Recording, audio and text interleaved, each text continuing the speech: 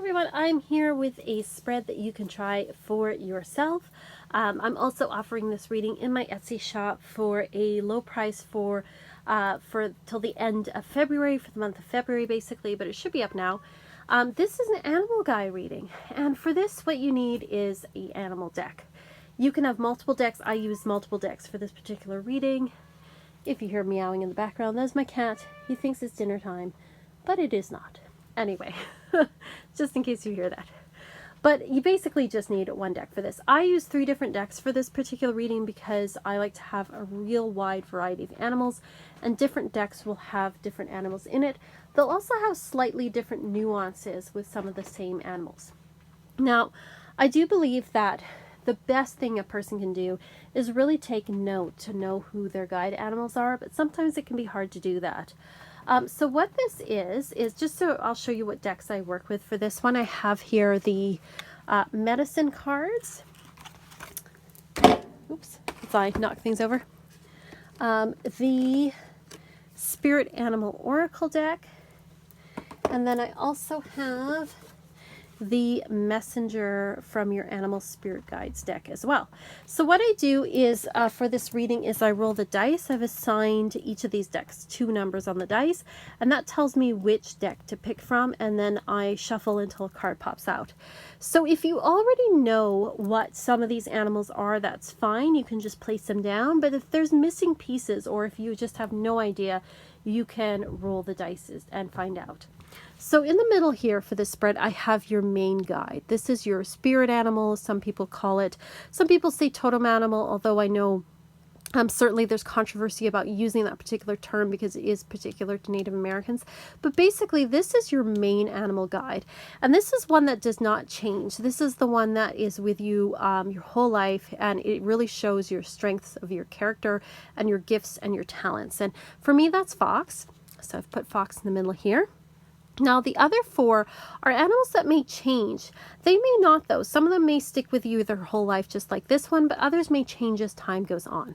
So the first animal here is the messenger animal. And messenger animals show up, especially when we're going through changes in our lives or when we need guidance.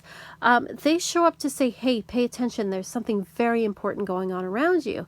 And the animal in particular, again, can show you your strengths in that area and sort of how you can listen. So, for example, with owl, it's really about intuition. It's about the subconscious. So it can really show you how you receive messages as well as what messages are coming through for you right now. The next particular one here is your healer animal. Healer guides show up when we're making major changes in our healing.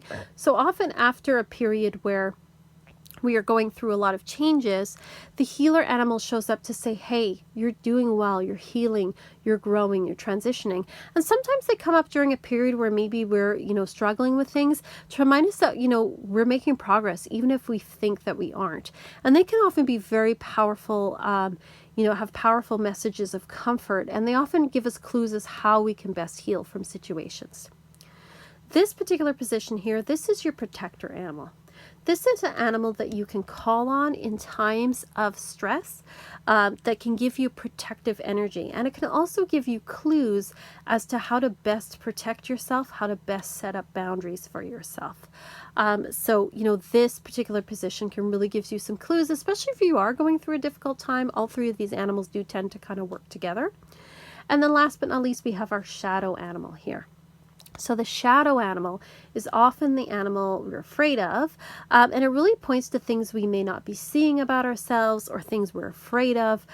So it can give us a lot of really good clues about things. So all of these work together to really kind of show us our strengths and things. And like I said, this one doesn't change, but the other ones may change as circumstances change. So, and like I said, for some people they don't. For some people they're consistent as well, but they can change as we grow and change. So it can be a really interesting and healing reading to do for yourself, especially if you've gone through a time of change and you're really wondering, what kind of energies can I tap into to best work through this, to best heal and make a transition. And also I think, it really gets us to pay attention to the natural world around us, to pay attention to the animals in our life, because I think they can be often omens and signs if we're paying attention to them and paying attention to the messages that they have to give us. decks. So feel free, like totally try this reading for yourself. You don't need to have multiple decks like I do, but you know, you can, if you just have one deck, you can do this too with plants, crystals, anything like that. If you're interested though and you'd like a reading, it's up on my Etsy shop. Like I said, it's going to be for a lower price for, like I said, until the end of February, and then it'll go up a bit. But if you want to give that a try, you can definitely go and order one there, and feel free to adjust this too as you need to. Some people like to do one for all 7 chakras. That can be another interesting way to do this reading too. So just something, you know, for you to try, and let me know how it goes, and you know, take pictures of it and let me know what you think of this, and did you have some interesting insights? Let me know. And thank you again so much for watching, and I will be back next time.